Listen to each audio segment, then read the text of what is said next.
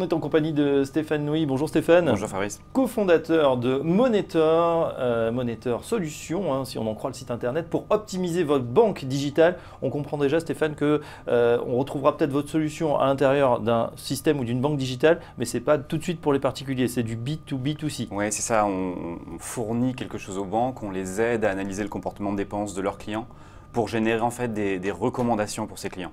Donc on s'adresse aux banques pour les aider à créer de l'engagement avec leurs clients. Voilà, alors effectivement, on permet aux institutions financières de déployer des fonctionnalités, une expérience enrichie sur l'ensemble de leurs services clients en ligne. Est-ce que vous avez un exemple justement de comment Monitor aide ces nouvelles banques digitales à servir leurs clients? Oui, plusieurs en fait. Les banques ont du mal à générer de l'engagement client, en particulier avec les canaux mobiles, où il y a de moins en moins de contacts avec le client.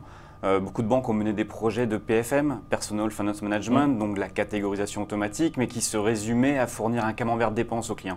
Ouais. C'est intéressant, mais ça n'aide pas vraiment le client, ça ne dit pas quoi faire. Il manque une brique supplémentaire qui va analyser les choses un peu plus profondément et aider justement la banque à être utile aux clients, proposer des recommandations. Alors là, vous égratignez un peu des gens qu'on connaît ici, Linkso, Bankin, qui sont passés nous voir, qui nous disent que justement ils travaillent beaucoup sur le prédictif, c'est-à-dire voir le trend de dépenses et de dire peut-être à la fin du mois, attention, vous serez dans le rouge ou ça ira bien avec une espèce de météo. Enfin, il y a déjà des petits systèmes. Vous allez plus loin encore? Oui, c'est ça qui est intéressant, c'est qu'on n'est pas forcément en concurrence avec ces acteurs qui font essentiellement de l'agrégation de comptes.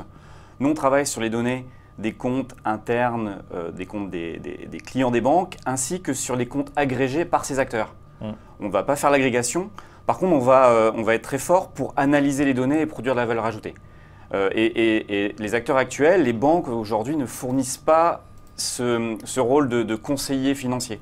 On voit de plus en plus se développer ces assistants personnels financiers. Quand on voit par exemple la solution Max, annoncé par le Crédit Mutuel Arkea, c'est vraiment ça l'objectif. C'est que la banque se transforme et a un rôle de conseiller financier pour son client. Alors, aller plus loin, l'aider. Effectivement, Stéphane, quand on se dit quand même les banquiers sont assis sur une montagne de données qui sont très personnelles, c'est vraiment ce qu'on dépense. On peut voir voilà, le parcours client et même les intérêts. Aujourd'hui, elles n'en font pas grand-chose finalement, les banques, de cette base de données gigantesque. Exact, exact. Elles n'en font pas grand-chose. Elles n'osent pas forcément, elles n'ont pas non plus investi dans les outils pour le faire. Et il y a aussi quelque chose qui arrive, qui va se démocratiser, l'agrégation de données avec la DSP2, va faire qu'il y a de nouveaux acteurs qui vont pouvoir accéder à ces transactions et éventuellement désintermédier les banques. Donc il faut qu'elles aussi se mettent à redevenir utiles aux clients, améliorer leurs services, analyser les données, mais pas seulement pour faire de la vente croisée, pas forcément pour vendre, mais vraiment pour créer un mix vertueux d'alertes utiles aux clients, de notifications et puis aussi, pourquoi pas, de recommandations de produits de la banque ou de l'assurance quand ça vient à point nommé. Alors justement, on voit un exemple de ce cross-selling. Par exemple, je fais une dépense, j'achète un voyage directement en ligne, bon ça s'affiche. Immédiatement après, vous êtes en mesure, pourquoi pas, de proposer une offre d'assurance justement pour ce voyage. Complètement. Et c'est un exemple qu'on a développé avec des partenaires de banque. Ce n'est pas forcément l'assureur au sein de la banque. Ce qui est intéressant ici, c'est que l'assureur ne va pas avoir accès aux données des transactions, alors que la banque a accès à ces données-là. On arrive à inverser cette tendance, on package des recommandations toutes faites que la banque peut déployer. Et donc la logique de ciblage, la logique de proposition ici d'assurance voyage peut du coup être déployée dans la banque. C'est un exemple de vente croisée ici, mais on a un exemple où on peut aider le client à le prévenir qu'il risque d'être négatif dans les prochaines semaines, parce qu'on connaît les prélèvements qui vont arriver, et lui proposer un virement, mais pourquoi pas un crédit revolving. Et là, on se retrouve à proposer une vraie solution au client. Effectivement, la banque pousse son produit, son crédit. Et ça entièrement automatisé, il n'y a pas un conseiller qui rappelle derrière, ce sera en ligne directement dans l'application. Complètement. Et pourquoi pas, quelques jours plus tard, si on détecte des réserves de liquidité pour le client, lui proposer un remboursement de ce crédit revolving. La recommandation peut aider le client dans les deux sens, lui proposer une solution quand il a un trou de trésorerie, mais l'aider aussi à optimiser son épargne. Bon, est-ce que ça veut dire, Stéphane, qu'à terme, voilà, il n'y aura plus du tout de conseillers, on n'en aura plus besoin dans les agences? Il y en a de moins en moins, on voit certaines agences qui ferment, c'est le but? Pas forcément. Il y a beaucoup de choses qui peuvent être automatisées pour générer de l'engagement. Quand le client va essayer d'investir sur d'autres supports, assurance vie, etc., il restera sans doute en contact avec le conseiller. On est situé non seulement en France, mais en Asie, à Singapour. On a des grosses références là-bas. Le groupe DBS, qui est la plus grosse banque en Asie, hors Chine. On voit très fort l'arrivée des chatbots. Les chatbots vont permettre de converser. Tout le monde n'est pas familier avec ces chatbots, ils vont se dire qu'il est un peu tôt là en plus. Exact. C'est des robots, c'est ça, conversationnels? Oui, c'est un robot conversationnel qui va permettre d'engager automatiquement une discussion avec le client pour essayer de cerner sa demande et éventuellement lui proposer une solution, une réponse automatique, mais pourquoi pas débrancher vers un conseiller quand ça a du sens. Ça arrive très fort en Asie. En Asie, la banque commence par déployer ses produits sur ses chatbots, que ce soit Facebook Messenger, WeChat, avant même de travailler dans la banque mobile.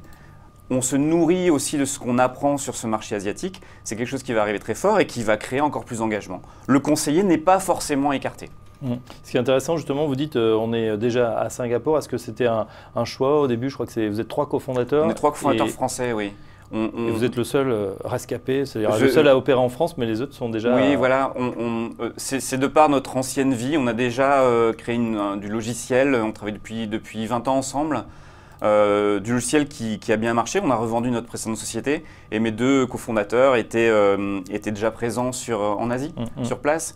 Et ce qui nous a permis de démarrer à la fois sur le marché asiatique, donc avec de belles références, le groupe DBS, mais sur le marché français, où aussi ça commence à percer avec Max, solution de crédit mutuel Arkea, avec Orange Bank également. Ça a du sens aussi sur le marché français et européen. Bon, Orange Bank, il y a des petits ratés apparemment à l'allumage. Là, ils devaient lancer leur offre début juillet. Ça a été reporté à septembre, a dit Stéphane Richard. Vous participerez justement, vous serez dans le moteur des recommandations ou des aides de la boîte à outils? Oui, on participe. Après, on n'a aucune décision et pas grand-chose à commenter sur ce décalage. C'est juste un gros projet. Nous, on voit ça… classiquement, il peut y avoir du retard. Il vaut mieux prendre 2 mois de retard et avoir un produit… Ouais, en tout cas, on sent que toutes les banques sont en train de fourbir leurs âmes, là, achètent aussi beaucoup de fintech. Est-ce que pour vous, c'est une sortie possible, je dirais, quand on a beaucoup investi? Enfin, vous êtes déjà serial entrepreneur, Stéphane Nouille, mais est-ce que vous êtes sûrement approché déjà pour peut-être une acquisition de cette technologie, soit en Europe, soit en Asie? Oui, on est forcément approché. On avait la chance d'avoir vendu une précédente société, donc d'avoir une mise de départ. Donc on n'a pas eu besoin de courir après des financements. Et dans tous les cas, ces financements doivent être cohérents avec notre aspect international. Donc une banque dans une région nous approchant, ce n'est pas forcément ce qui va nous aider à nous développer, nous déployer à l'international.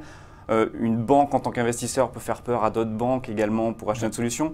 Donc on n'est pas en recherche active, on n'a pas besoin aujourd'hui de financement. On laisse bien sûr les portes ouvertes, c'est une voie de sortie. Bon, croissance organique donc pour l'instant en Europe, donc en Asie, vous regardez ailleurs dans le monde ou pour l'instant ça suffit? Ça suffit pour l'instant dans le sens où l'Asie étant couverte, par Europe on va couvrir également tout ce qui est le continent africain, Afrique du Nord.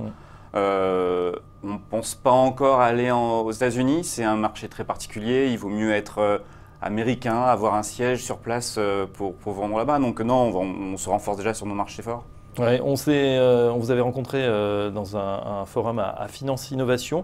On a l'impression que ça bouillonne en ce moment, tout ce qui est fintech. Est-ce que vous participez, vous sentez que ce mouvement accélère en ce moment? Est-ce qu'il y a vraiment en pleine ébullition? Oui, ça accélère sur plein de domaines différents. Quand on parle de fintech, ça mélange du robot advisor avec des solutions d'agrégation, plus de ce qu'on fait, qui touche la banque, des particuliers ou la banque pro. Donc c'est vraiment un spectre très large. Mais effectivement, encore une fois, l'exemple de Max, c'est intéressant. Ils ont choisi de prendre les meilleures fintech ou les solutions qui leur paraissaient les plus cohérentes et de les agréger ensemble. Voilà. De voir la banque ou la nouvelle solution d'assistant, de conseiller personnel financier comme une agrégation de briques logicielles fournies par les fintechs. C'est nouveau. Et cet assistant personnel made in Crédit Mutuel Arkea, et donc in fine avec le moteur Monitor, sera disponible à partir de quand? C'est prévu à partir de septembre. Voilà, donc il y aura beaucoup de concurrence, Orange Bank, Max, et puis sans doute beaucoup d'autres qui vont être lancés. On fait confiance à la concurrence pour riposter, et on espère qu'ils utiliseront le système. Donc Monitor, voilà ce qu'on a découvert ce matin. Merci beaucoup Stéphane Nouy de nous avoir présenté votre société. Vous reviendrez nous dire les prochaines étapes de la société, tout simplement. Pour l'instant, croissance organique, mais il n'est pas impossible d'être approché, d'accélérer peut-être avec d'autres partenaires. Merci Stéphane, à très bientôt. Dans un instant, la suite, on se reconnecte au marché, c'est l'heure du Morning Trading.